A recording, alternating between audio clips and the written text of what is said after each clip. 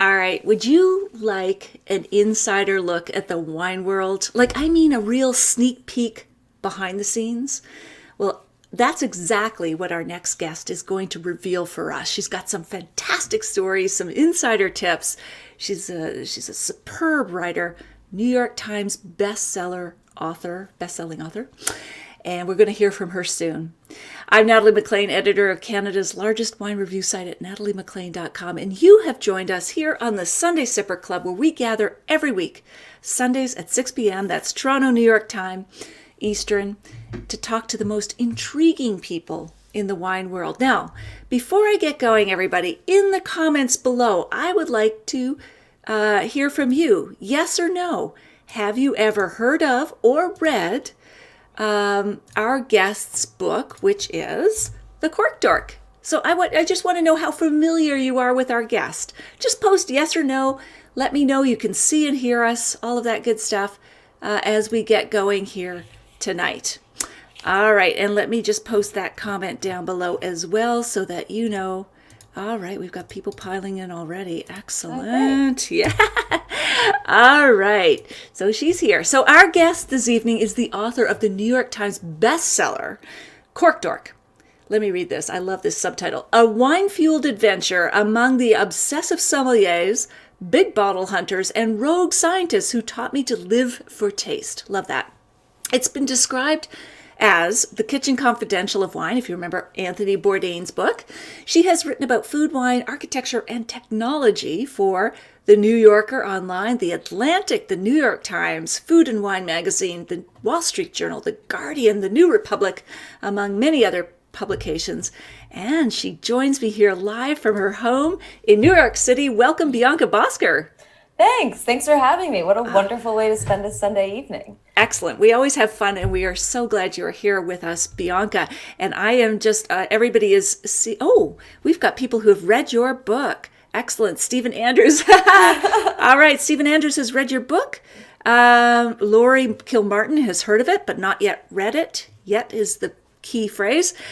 Beverly Asselon is just saying yes. I guess yes to everything. Yes to wine. Yes, I can hear you. Yes, just yes. Yes, as in Molly Bloom. Let's see. Paul Hollander. I've not had the opportunity to read the book. Well, Paul, this is your excuse because this woman has got some great stories to tell. So, Bianca, I just gave you a high-level intro there. Fill in the details of anything I've left out. Maybe tell us something that would surprise us about you. Yeah, first of all, thank you all for being here. I can't see you, unfortunately, but okay. Through Natalie, I'm so excited to hear your thoughts, your questions. And thank you, those of you who read the book, thank you. And for those of you who are interested about it, thank you. I mean, I write in the hopes that people read what I have written, and it just means so much to me that you're here to learn a little bit more about this journey and hopefully drink with us. I don't know if I'm looking at a bunch of bottles of wine right now. Awesome. Maybe you are as well. Yes. So I would maybe start with some background, which is that I was not a wine connoisseur when I started. I liked wine. I was curious about wine. But I had spent 5 years as the executive tech editor at the Huffington Post. And my journey into wine started when I discovered the world of cork dorks. And cork dork is not just a book title. It is the restaurant industry's nickname for the most obsessed and knowledgeable wine lovers among them. And it happened when I discovered something called the Best Sommelier in the World competition, which, if you've never seen it, is essentially the Westminster dog show with booze. I love that description. Yeah, this is part of the gorgeous prose that you have. The way of capturing that's fantastic. Yeah, I mean, think about these, well-groomed specimens walking in a circle, very high stakes. And it was, for me, this introduction. I'd always thought of wine as a thing of pleasure, but I realized that there's this world of cork dorks who turn it into something almost approaching pain. They work the rocks to train their palates, they divorce their spouses to spend more time studying. And I was really intrigued, why wine? Why do people spend all this time and money and effort on something that at the end of the day turns into expensive pee? I think there was also something, tech is I mean, we're doing the best we can here, but tech is sterile, right? I mean, it's very two-dimensional. It is, and this world of wine is about taste and smell and these like neglected senses and physical pleasures. And I wanted to know, what was I missing? And so I quit my job, started over as a cellar rat, which is the lowest of the low. And from there, started training to become a sommelier. And so Cork Dork is, I think, Natalie, your book was about a journey from grape to glass. I consider Cork Dork really a journey from glass to gullet. So not really about making wine, but really, the connoisseurs, the culture, the science of taste, all of these, really the wild, obsessive world of connoisseurship in all its different forms. That's fantastic. You are full of sound bites, very intelligent sound bites. So now your book has been described quite, wow, it's an honor, as the Kitchen Confidential of the wine world. We know Kitchen Confidential for the diehards here. Anthony Bourdain, insider look at the restaurant world. So why do you think your book was described like that? Well, I think that it is, it's, really this in-depth personal look that I think oftentimes with the wine world, I think that there's a script that has worked very well for a very long time, and it is heavy on the romance and the tradition and the fairy tale. And I think Cork Dork pulls back the curtain on parts of the wine world that we haven't heard as much about. And to me, the reality is so much messier and more complicated than the more romantic fairy tale that we tend to hear about with wine. And so I think that that's part of it, is that it is the warts, it's some of the things that, but it's also, I think, still about the soul. And at the end of the day, what is the mystery and the beauty and the pleasure? Like, to me, really, I learned a mindset in a glass of wine that to me doesn't stop at the table, that has really changed the way I experience, music, my own work, walks through the Central Park in New York. But I think it's really that first person element. I mean, I was dissecting cadavers with neuroscientists. I was working the floor at Michelin star restaurants. So there's that very immersive quality, I think. That's perhaps... Absolutely. And you're the George Plimpton of the wine world. So George Plimpton was a journalist, I'm sure you are aware, Bianca, but it was back in the 60s or 70s. And whatever he wrote about, he would do. So he became a football player. He did everything to get those deeper, more colorful insights, to really feel what this was like. So you're combining him with the elegance of talking in paragraphs of the New Yorker. So you've got the twinning of both worlds, which is amazing. So let me just go over to the comments because they're flowing by, which is lovely. So on Facebook, we've got comments. Lise Charret has joined us, or Gagne has joined us. Hello, we're enjoying Rosé from Malabar. Excellent. Ellen McDonald. Hello there, Ellen. And Lori Kilmartin. Bianca, I'm drinking a Prince Edward County Casa de Pinot Noir with my mushroom-stuffed pork roast in the oven. Lori is always making me hungry every Sunday night. That sounds amazing. Actually, it's funny. I was just... So I grew up in Oregon, but this summer I was in Vancouver Island, and it was just one of the most beautiful places on the planet, and drank nothing except Canadian wines, and they just blew my mind. They were so good. And unfortunately, we don't find, New York's a pretty amazing wine market. You can find Georgian wines and Lebanese wines and Israeli wines. Really wines from all over the place, but not as many Canadian wines as I would like. And it was such a treat to be able to try some phenomenal Rieslings and Pinot Noir and just a completely different sort of, but beautiful character to them. Absolutely. Glad you enjoyed them. So the problem, quote unquote, with BC wines is they're 90% of it's consumed within the province. They know when they have a good thing going, so it's not going anywhere else. So yeah, it's true. New York is sort of one of those wine hubs where you can get anything. But that's also part of the pleasure, I think, is to be able to, like, I do a lot of driving throughout the U.S. and it's really amazing to be able to drink a New Mexican wine in New Mexico or Texas. Texas wines, some of them are better than others, but but there's something really special about, you know, in a time where there's so much that we can have at our fingertips, to have some really rare pleasures that are only available there.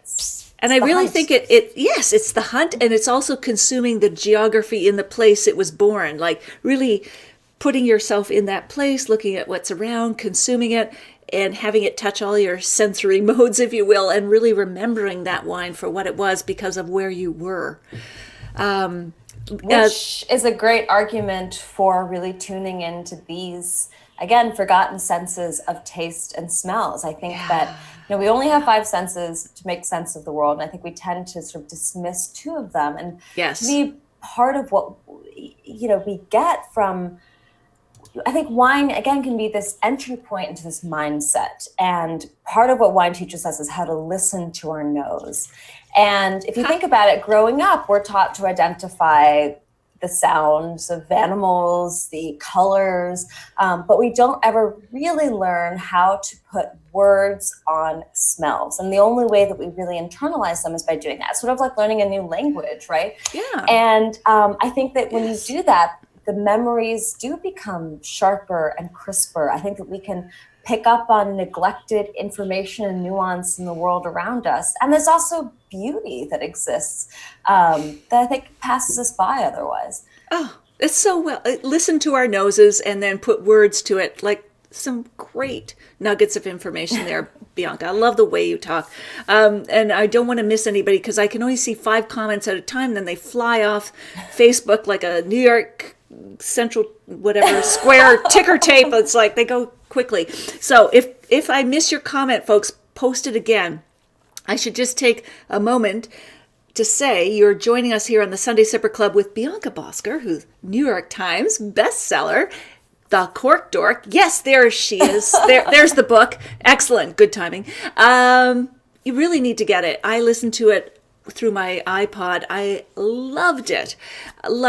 Gorgeous prose and so fun. New stories that I haven't heard. And I'm jaded and I've been in this business, so you brought a fresh take. But let me get to the comments before they disappear. Here we go. Caitlin Malone. Hi, Bianca. Caitlin and Natalie here. Okay, wine students at Le Cordon Bleu in Paris.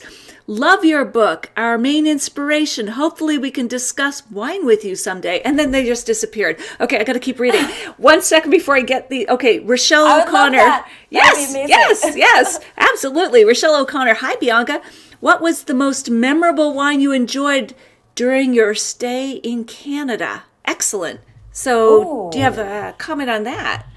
I would have to look them up actually. That's let okay. Me try and find. I know it's for you. There's so many. Yeah, that's okay. In the background. I definitely remember. I will say that I do really remember. I'm a big Riesling fan, and actually I have here a Riesling. That so do I. Tonight because you recommended it. Yes. And I have to confess I hadn't had Canadian Riesling. Oh, yeah. And so for me it was and it makes sense. I think that you think about the climate.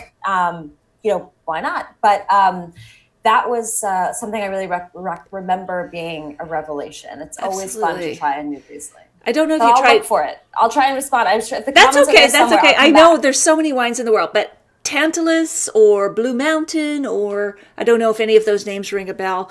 Anyway, that's okay. Let's see. Elaine Bruce says, wine is beautiful and I love your descriptions, Bianca. Thank you. They're just loving you. Stephen Andrews, do you still stay in touch with Morgan? Someone's read your book. So the Sherpa of her book is Morgan Ferris, is it? Harris, yeah. Harris. So he's the real diehard Somm in your book, who's fascinating. Morgan's amazing. I mean, his passion and love and knowledge just sucked me in from the get-go. And yeah, we are absolutely still in touch. We had dinner just a couple weeks ago. Got to celebrate his birthday with him, which was so exciting. And of course, we had some amazing wine. It's a great, I think it was a grower champagne to bring in his new year. But he's great. We should all be so lucky. And if you come to New York, go to Oriole and see him. I think he'd be really he's still there, is he, at Oriole? Yeah. Do they still have the wine angels there? Or they do that in Las Vegas only, maybe? Yes. Yeah. Although wine angels, I'm trying, this somehow is making me think of like Victoria's Secret models and Morgan and wine at the same time. But no, not to mix those images. I think that in Las Vegas, right, they have like a huge wine cellar Yes, that goes and they vertically. do pulleys and they go up, up, up. They don't have wings, but they kind of do. They're not wearing lingerie. No, it's more Mission Impossible. Okay. Less Victoria's Secret, where they go hunt for a wine up there. But you know what? I think it's probably in that old brick building that I remember going to Oriole in New York. They would not have room for that pulley system. Yeah, now in Times Square, but there is... Oh, it's in Times Square. Yeah. I need to get back there. Oh, you do? Well, gosh. Okay, Morgan, yeah, he was quite the character. I loved his portrayal. Neil Phillips says Riesling would lean to Ontario over BC. Okay, Neil. Thank you, Neil. All right. Yeah. And Caitlin Malone, we just returned from a trip to Bordeaux. What do you think about the trend in Bordeaux wines? So I don't know if you have a comment on that. Or not. What do you mean, the trend? The trend. I don't know what you mean there, Caitlin. If you could clarify that question for us in the comments, I'll reread your clarification when you get there. I don't know if you mean that they're going up in price or what's trending on their taste or whatever. But Bianca, back to you. So Kitchen Confidential, I also found it a really, not to diminish the gorgeous, gorgeous prose, but also a gossipy great book. Like, I love the gossip and the Real Housewives of New York sommeliers kind of thing that was going on, the insider look. So do people really have acronyms and have little Coles Notes versions for their wine heavy hitters when they come to the restaurant? They know kind of what to serve them or how much they're going to spend? Yeah, so what Natalie's referring to, if those of you who haven't read the book, is I did a stage or a trail, kind of apprenticeship at Maria, which is a 2 Michelin star restaurant, and also at Oriole, actually, here in New York. And it forever changed the way I eat out at restaurants. And one of the things that was really a revelation is the fact that many of these high-end restaurants are really judging you even more than you're judging them. And they're, Googling you before you come in. They're keeping extensive logs on what you order, your pet peeves, personal preferences, your relationship to the restaurant, your dining history. And if you spend a lot of money, you could be a wine PX, which is short for Personne Extraordinaire. If you spend a whole hell of a lot of money, you might be labeled a PPX, which is Personne Particulièrement Extraordinaire. If you throw a temper tantrum, you might be an HWC, which is short for Handle with Care. Or SOE, which is a sense of entitlement. And I think that we have a lot of those in New York. But I think that there is this, I think that there is a logic to it, which I explore. I think on the surface, it can seem perhaps mercenary, but really first of all, they are businesses. I mean, wine helps, liquid keeps restaurants liquid. And so I think that when you're spending a lot of money on wine, I mean, in some ways, it's the progressive tax rate of the restaurant world, right? Everyone spends the same amount in a salad. Some people spend more on a bottle of wine, and you help keep the lights on, and that's great. But there's also an emotional, really what a sommelier does. It's not just about delivering calories. It's about understanding what your guest wants emotionally and sort of psychologically from the meal. And to me, there's actually a great beauty and care and respect that comes from service. So it is more... There may be I think that there's a deeper story to it than might meet the eye. Absolutely. And I've heard it said that the sommelier doesn't sell the bottle to the customer.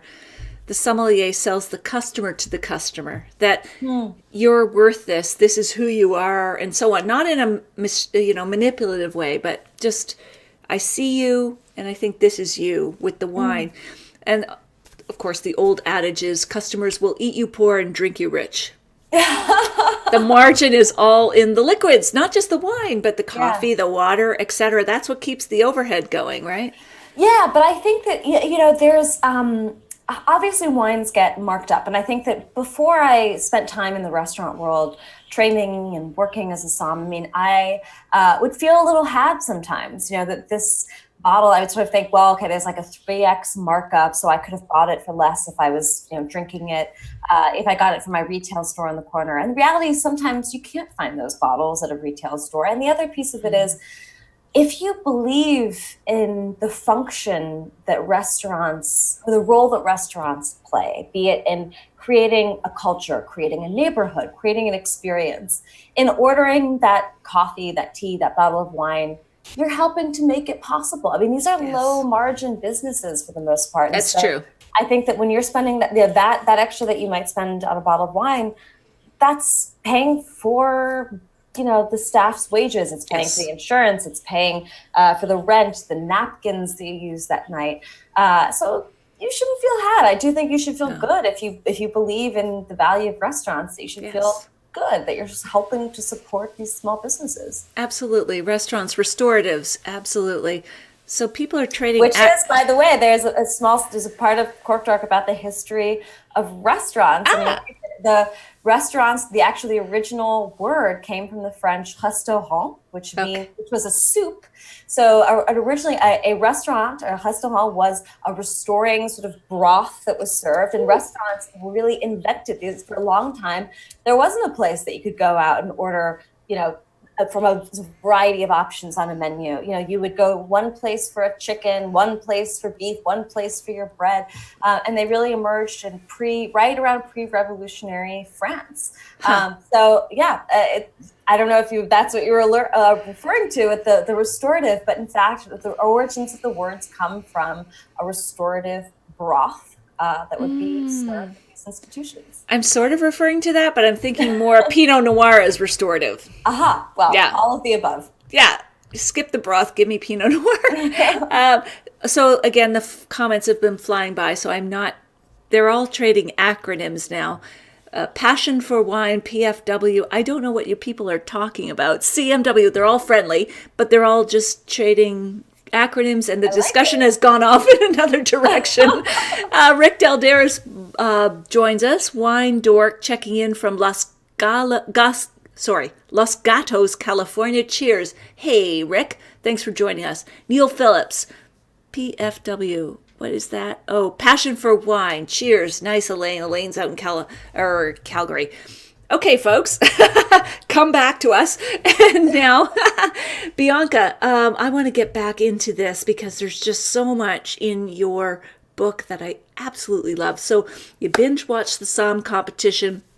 And so you found that some Somms were licking rocks to tell does that really give you a taste or a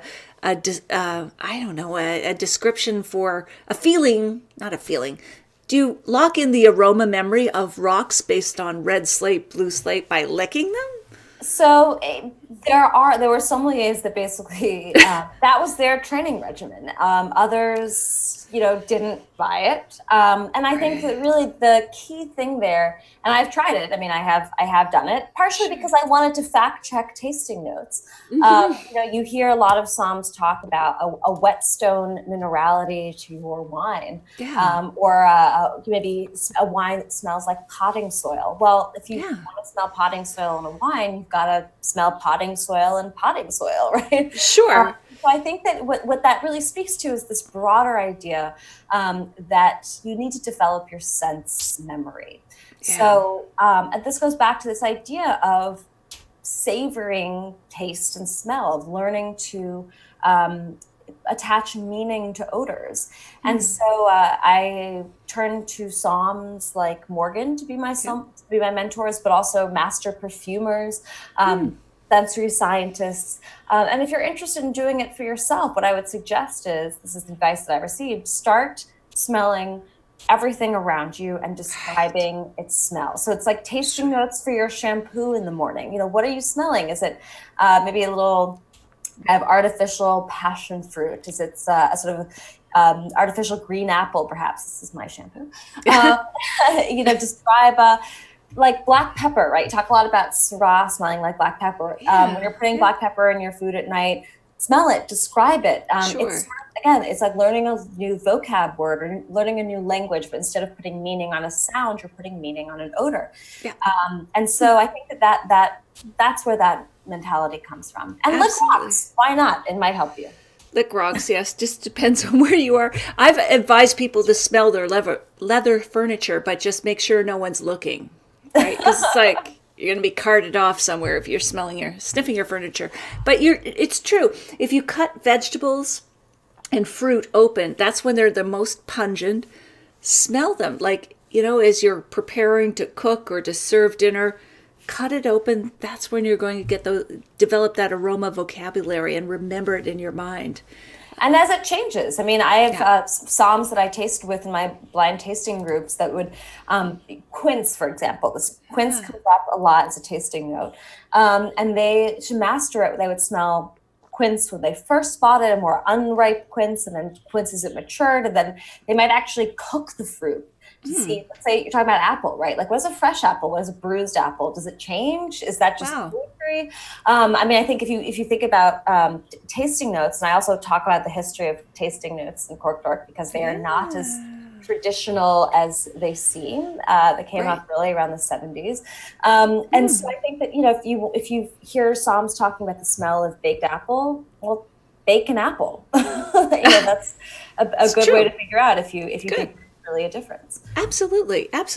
So this has been not a dry conversation so far, but one without wine, Bianca. So where shall we start? I think you suggested a dry Riesling from an old world country that was older. What I have, because I can't exactly match your New York selection, but I have Cuvée d'Albert from 2002 Alsace, which I know is going to be dry as opposed to a German Riesling. Not that Germany doesn't produce dry Rieslings. That's what I have. What do you have?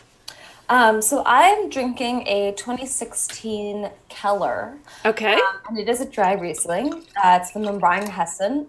This is lovely. Yes. I actually shared it this afternoon at lunch. Okay. Those of you who have read Cork Dork, I have spent, I used to spend a lot of weekday mornings drinking a lot of wine. And it's funny now, actually, on the weekends, I usually take it a little bit slower because it's, there's still a pleasure that I get. I mean, I get an inordinate amount of pleasure from drinking wine. But, it's not every Sunday that I'm opening up a bottle in the daytime, but this was a special day. And so this is actually, it's a really, really lovely German Riesling. I'm enjoying mine very much. Absolutely. And so I'm just coming back. Gwen Barton, welcome. Loving the color of mine. Now, I know, Bianca, you can't see everything I'm doing here because I've got a mic in the way, but I've got a deep golden hue to mine, which I'm showing to the camera. Because it is 2002, it is still fresh and vibrant and dry, and it's gorgeous. I'm glad you make me go down to my cellar and seek this out, because I probably would have left it too long. But of course, it's aged, so it's deepening in its color. But it is just still so lovely. Lucky you. That sounds amazing. Yes, come on over. So your bottle, Bianca, can you show it right in front of your camera there? Your camera eye again, so we can see it. So it's Keller, gotcha. And lift it up a little bit. It's German, gotcha. Okay. All right, so that's what we're tasting here tonight. Okay. And so cheers. Cheers. Absolutely. So how does a and cheers dry... to all of you that are here. I don't know what you guys are drinking, but I hope it's something else. So post in the comments below if you're drinking. Actually, let me just make that a segue here before we get into this, Bianca, because I want to tell everybody that take a moment right now, if you're enjoying this chat, to share this video. Share it with your friends or whomever. Make a comment. And then next week, we will choose someone who has shared the video, made a comment, to get a copy of Bianca's book, which is amazing. At the end of this video, I need to pick two winners because I have been lapsed. So last week's guest was Janet Fletcher, Wine and Cheese, and the week before that was Mike Visseth, who talked about Around the World in 80 Wines. We are going to be drawing for both of those books, and while you're at it, click on follow so you know when we go live. But back to the wine. Right, back to the wine. So this is just a gorgeous dry wine that I've got, and you've got a slightly younger wine. And I'm looking at the comments, Neil. Okay, so beautiful gold, says Elaine. And Neil Phillips, an old favorite. Stephen, what are you enjoying? Oh, so they're talking amongst themselves, which I always enjoy. So, Bianca, did an old or a mature dry Riesling play some part in your book?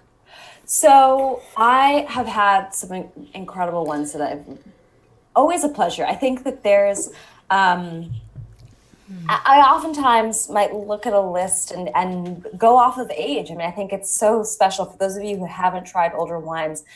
They don't have to be a break the bank sort of extravagance. And sometimes I actually look for wines. I may not know that much about the producer, but just for that pleasure of trying some of these different odors that evolve in a wine as they get older, it's such a pleasure.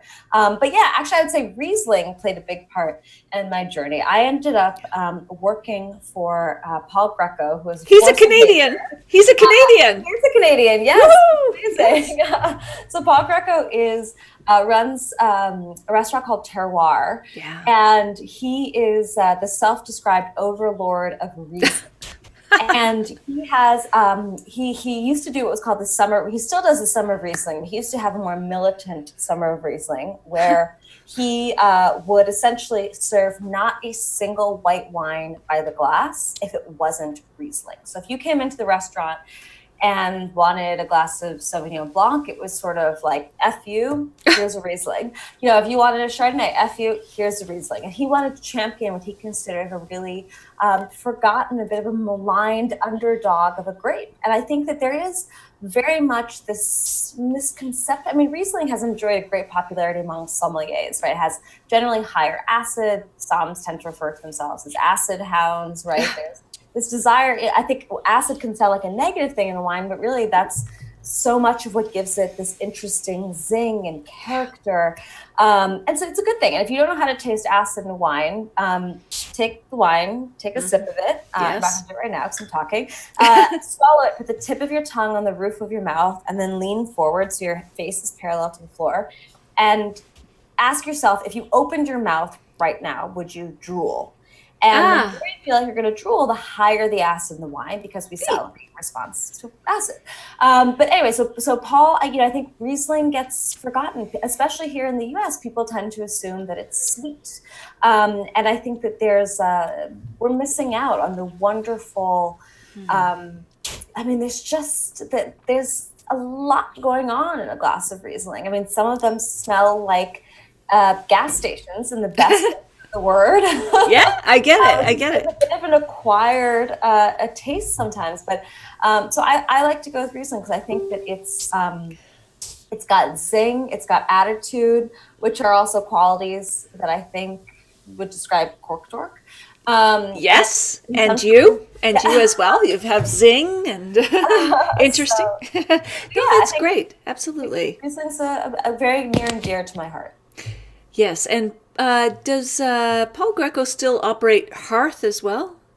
So they split actually. I mean, they're still he's not there now, but he did. Hearth is another restaurant. If you guys come to New York, in the East Village, that's still there, still going strong.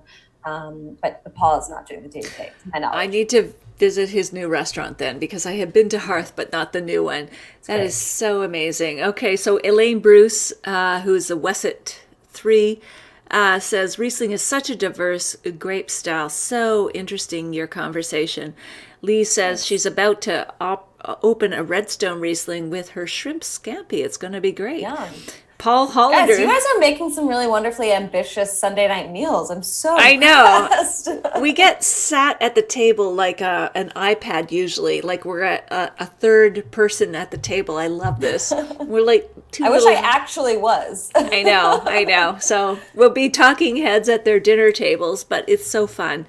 Paul Hollander says, Patty and I are having the 2012 Orange Swift Abstract. Oh, okay, with Cincinnati chili. Bob Levesque says, some amazing Niagara Rieslings. Absolutely, Bob. All right, and Lee Cheray, we can cook while we watch this. Yes, you can. That's what we do. We get people warmed up for the Sunday night dinner.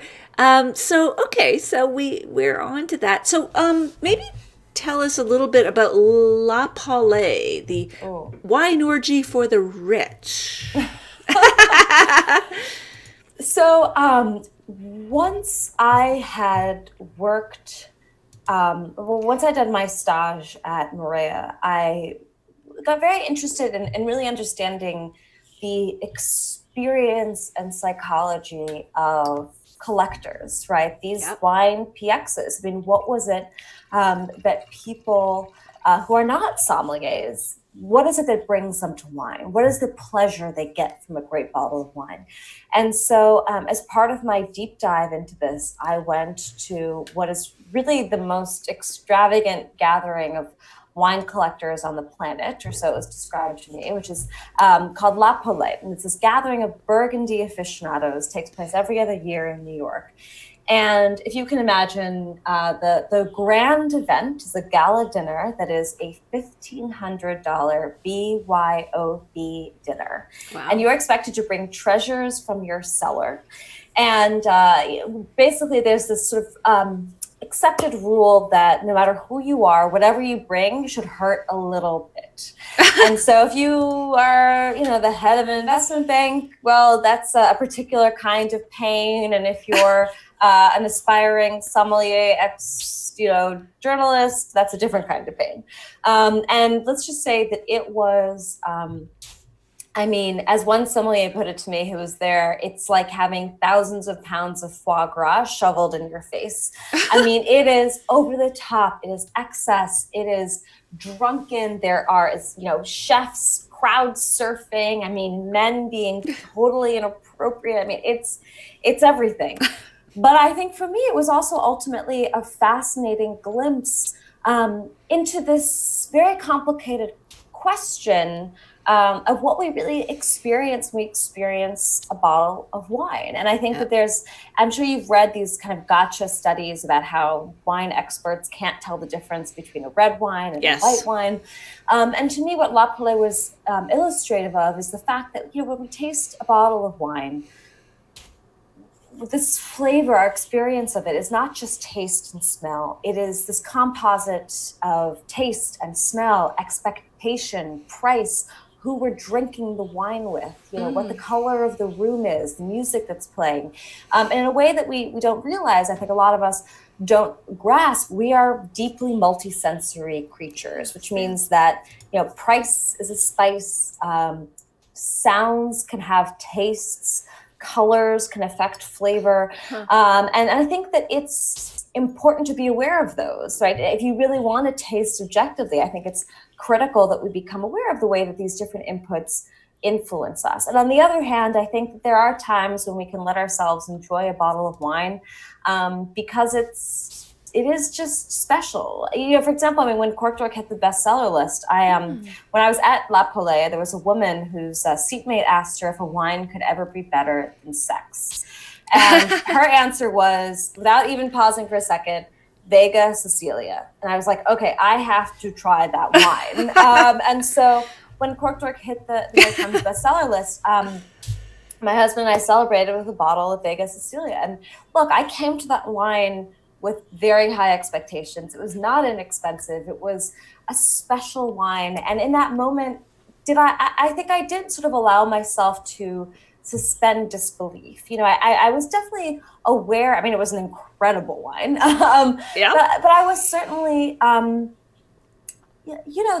really let myself just enjoy that experience. And of course, again, I think I was biased by the occasion and the price and the label and my expectations. Sure. But in that moment, that was the perfect experience to have. Wow. So it was orgasmic. Well, I don't know if I would go that far, but it was, but it was as close as you can get from a bottle of wine, I guess. Excellent. That's a good wine. We're all going to hunt it down. So yes, absolutely. So Lise says, wine is art. It's all in the experience and the personal senses on the particular day. It's magic. Lise wants to know where that BYOB event is. We will post that link in the comments below So San Francisco and New York York in alternating years. It's an amazing experience. So absolutely, we will Something. get that to you. So let's see now. What do you think after all of this that you've done, Bianca? What is the role of the sommelier? What do you think the most important thing is for the sommelier to do? Well, I think that's a great question. I think that to me, I think sommeliers are deeply, first of all, misunderstood. Yeah. We live in this sort of celebrity chef kind of cult era, right? Where Yep. I think chefs have been really celebrated because there's in some ways, they're the ones that play with knives, they have flames, they're the sexy bad boys of the restaurant world. And in fact, I think we're beginning to see the dark side to that. I mean, you've seen at least, here in the States, and perhaps you followed it as well, that the real toll that takes, whether it's in terms of sexual harassment in the workplace, the also physical kind of psychological toll that takes on people that are working in the industry. But I think at the same time, somms operate in a very geeky form of, it's a much more nuanced kind of tension, right? They have flashcards, they memorize the weather 30 years ago, and on the outside, they can seem like nerds, but to me, they're kind of the Olympic gymnasts of the restaurant world, where what they do looks deceptively easy because it has to, right? The point is for it to be elegant. Now, to me, I think as part of that, we underestimate sommeliers, and to me, the most important thing, is that they're storytellers. I mean, they are creating an experience through flavors in a glass. And in a literal way, I mean, again, they play a more literal function, of course, in terms of helping keeping restaurants afloat. But to me, what Morgan helped me see is the way that a sommelier it's a type of performance. It is very much a skill and a service that can really, like as I think what one of the commenters was saying, it has parallels with art. I mean, I think that the magic of a glass of wine is, to me, much more predictably and with more consistency. A glass of wine can really nudge us into a place where we're wondering about the world and our place in it much more regularly than food can. And I think that, I have next to me a bottle of wine from Slovenia. I have a bottle of wine from my native state of Oregon, of course, Germany. And there's something really magical about this ability to travel through time and space in a glass. I can smell the smells of Slovenia. I can smell the smells of Oregon through these bottles. And you can kind of return in a way to 2002 and that beautiful amber colored Riesling that you have in front of you. It's true. Okay, so you sort of got to it. I'm going to push the point. Yeah. Why can wine get you there faster than food? Is it because of the ageability and you can go back in time with a bottle as opposed to a sauerkraut that's right here, right now, and that's all you're going to get? Well, I think that wine has a sensory complexity that, to me, is more.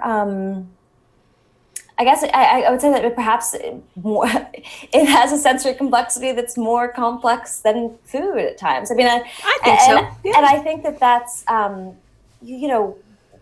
what I think is so powerful about a glass of wine is when you think about, so I'm a big, again, obviously proponent of smell.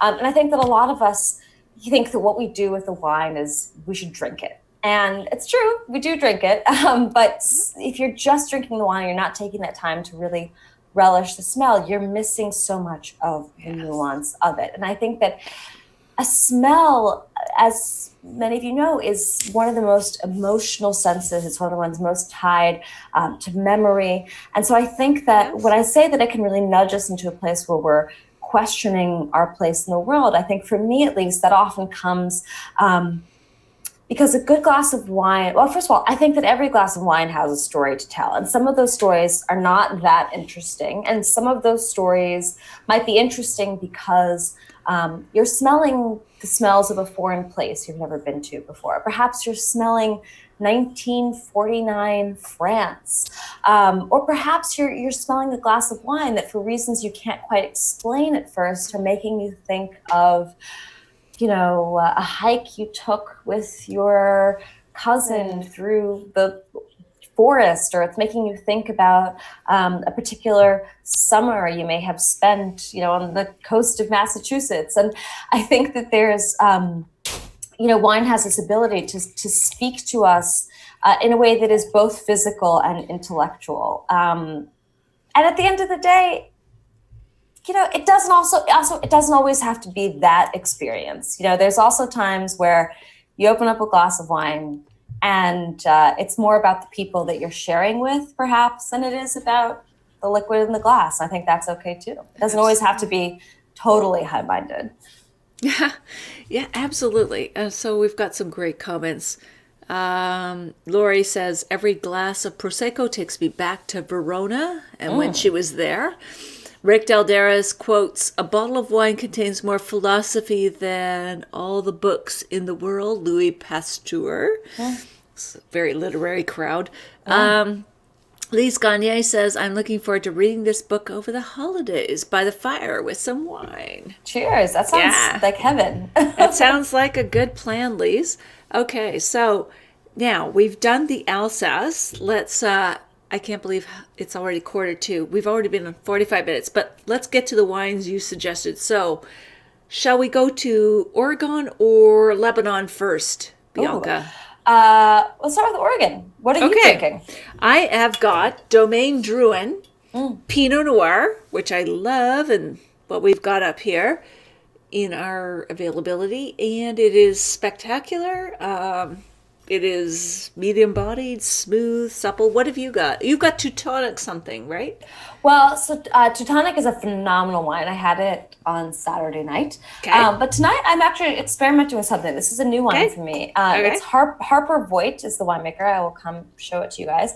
I never tried this before. It's a Pinot Blanc from the Willamette Valley. It's spent some time sweetly. So we got it. Harper Voigt. All right, Pinot Noir. Yeah, and it's cool. It's, I think that Paul, going back to Paul, one of my wine mentors, he used to make people promise to never drink the same wine twice. And to me, there's a logic to that. I think that sort of like books. Wow.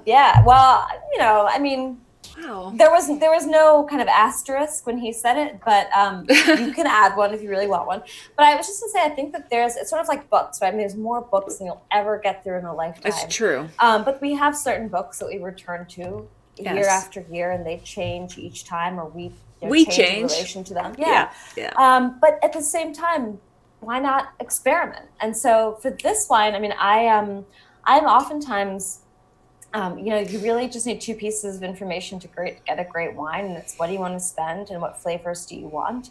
And so I got this wine, basically went to one of my local wine stores, and I was sort of, this is my budget. I want something from Oregon. Yes. Let's have an adventure. That's great. Great attitude. Yeah. Just experiment with it. Absolutely. Bianca, can you post your Pinot Noir? We're somewhat Pinot Noir addicts here.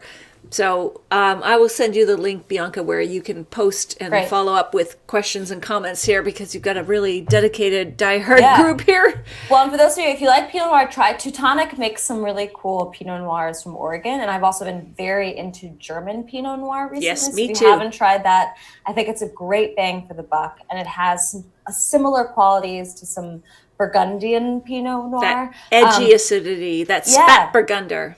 Yes, not nearly as expensive.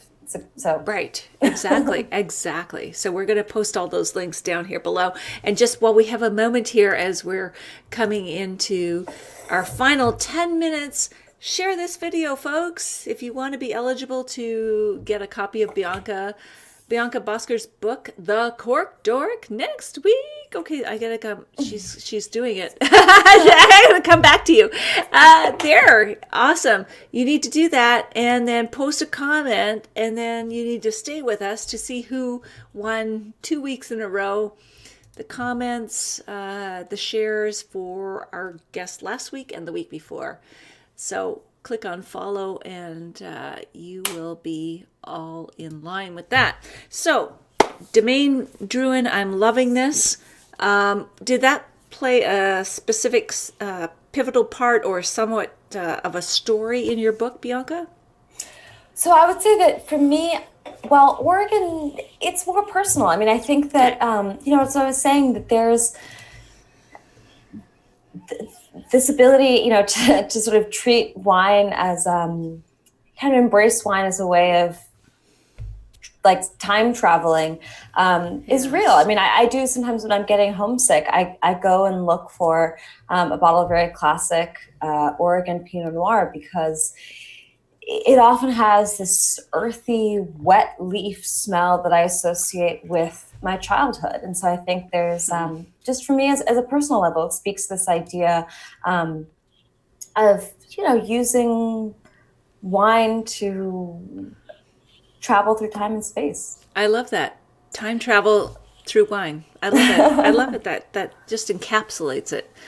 It's so lovely. Oh, it's very transportative. I mean, one of the things that's, wine is, I think we oftentimes turn to it because it can be a bit of an escape, and it brings people together. One of the things I love about wine is it's almost impossible to rush it, right? We don't take shots of wine for the most part, right? I mean, it's something that you linger, it's social.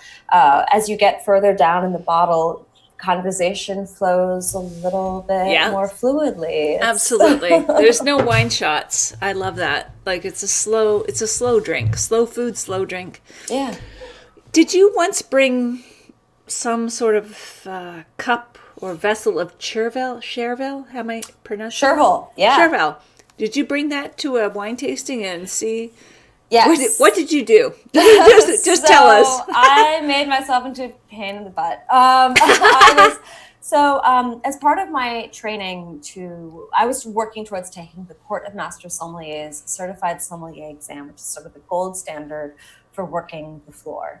And as part of that training, I was able to embed myself with a number of different blind tasting groups that were run by aspiring master sommeliers, and which meant I was tasting with people who were way above my level, which was great. It was phenomenal mentorship. And when it was one weekend when it was my turn to captain the group, I was in charge of bringing the wines. But I also was curious because, as I mentioned, I got very interested in these tasting notes. And when Somms would, be reciting the tasting notes for these wines, they would rattle off what seemed kind of like dubious odors. I mean, sometimes it sounded like a book of like Wiccan love spells, baby's breath, sweat, Robitussin, desiccated peppered pomegranate, Chervil. And like Chervil came up a lot. And Chervil, I thought, was maybe related to a rodent. Like I wasn't sure if it was like a gerbil. And Chervil is, of course, if you are better educated in herbs than I was, it's an herb. And so I showed up with smell standards to basically see, well, if these sommeliers smelled Chervil in wine, surely they could smell Chervil in Chervil. So I brought little solo cups, covered them with aluminum foil, poked holes in them. There were mushrooms in one, I think pomegranate seeds in another, grass. We had some Chervil. And, the performance when it came to blind tasting these odors was pretty hit and miss. And that set me off on this quest to really understand how it is that we can be more precise in our language around smell and why that's so important. And I would say it's a great exercise. I mean, I'm actually looking right now at something called Le Nez du Vin, which was a combination birthday Christmas present from a couple of years ago, where I was really in the midst of training my nose. And what it recommends is basically these different aromas, essential oils that mimic the common odors in wines, so that you can begin to really train yourself to figure out what does lilac smell like, what does grass smell like. And so, get a friend and put yourself through those paces. Blind smell cinnamon, blind smell black pepper, whatever you have in your spice cabinet, to begin to really teach yourself to, it's harder than you think, I will say, but it's very critical if you want to pick up those odors and nuance in a glass of wine. Absolutely. We are 5 to the hour, so this has gone amazingly fast, which is a tribute to you, Bianca. So I'm going to go into the lightning round. I'm going to ask you quick questions, fast answers, and then we'll wrap up. Right. So, she's warming up. Okay, so what is the best piece of wine advice you've ever received?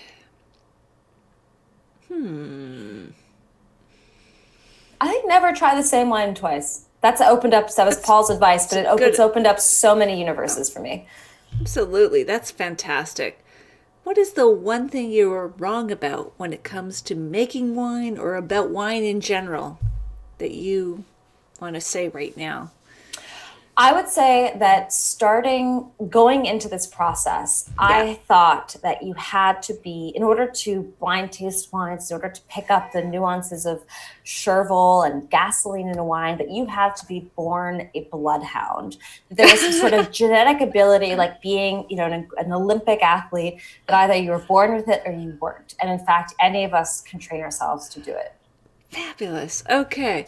If you could share one bottle of wine with anyone outside the wine world, living or dead, who would that person be?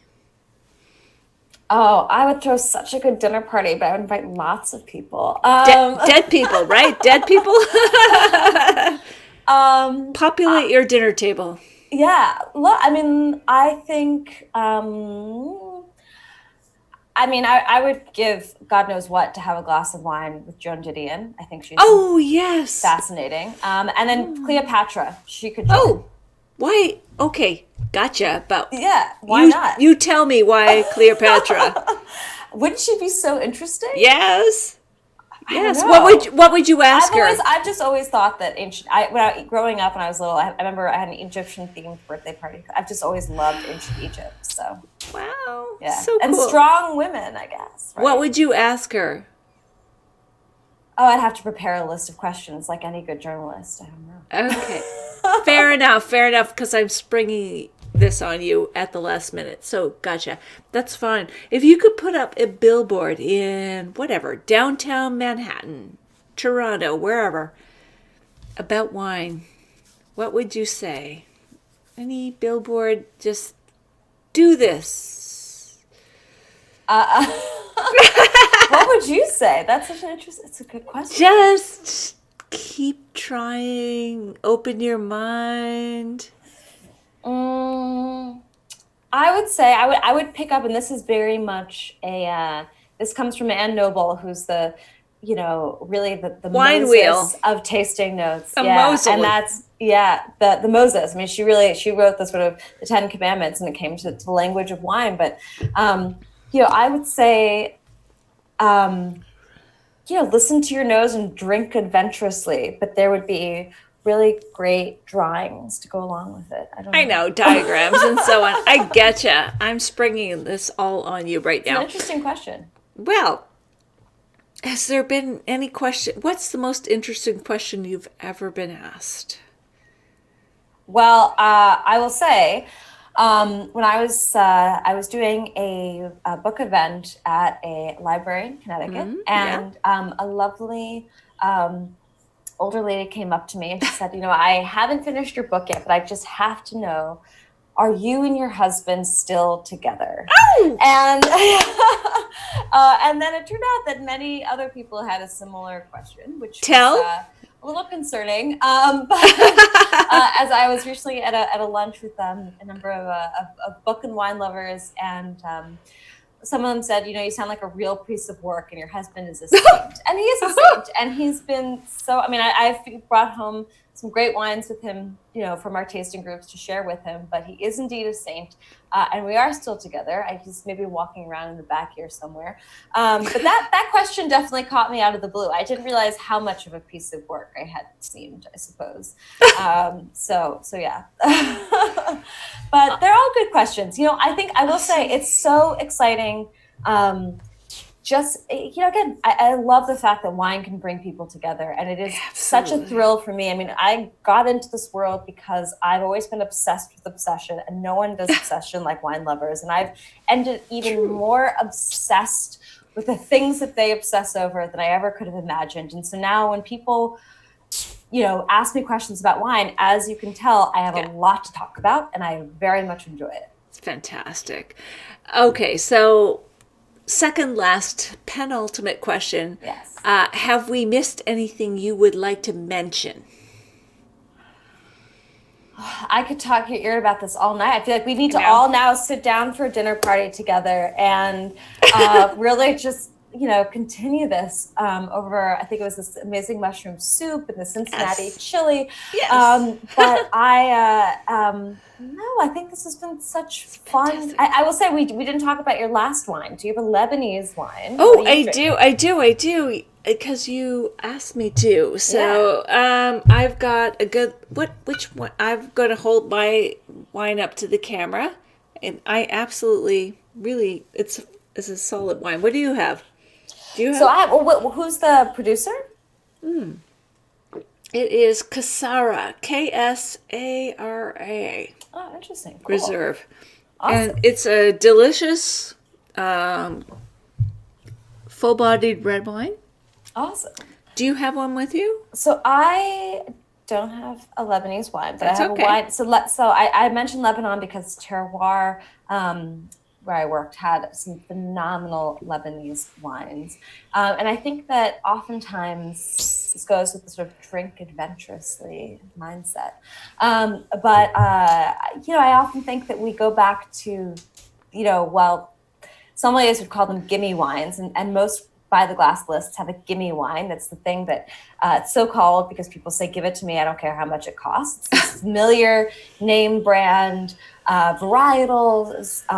They're the familiar name brand wine regions. I think oftentimes for a good chance of drinking really well, good bang for the buck, it's go to that grape you've never heard of from the region you can't pronounce. And so I think, to me, Lebanon is a lot of people don't associate it with great wine, and there's some phenomenal wines. Similarly, with that spirit, I have Movia.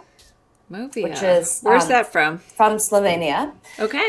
Which is my mom's side of the family is from Slovenia. So again, there's a personal connection for me, and that's part of the pleasure of it. It's a fun wine. It's interesting. It's different. It's a crowd pleaser. It's also a good value. So yeah, try. You never know. You don't have to finish the bottle. You don't have to have it again. But I think that there's, for me, there's just so many different flavors that I take such great pleasure from exploring and trying. You're amazing. Okay. So seriously, your descriptions have been amazing. Thank you.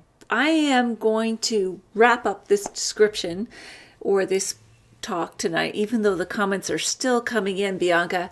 I will send you the link so that if you choose to comment and tell people where you're at, how they can get your book, which I hope you do, because they really should read and or listen to it like I did. Yeah, I got to read it, which was very fun. Okay. It was cool. Yeah, they should. So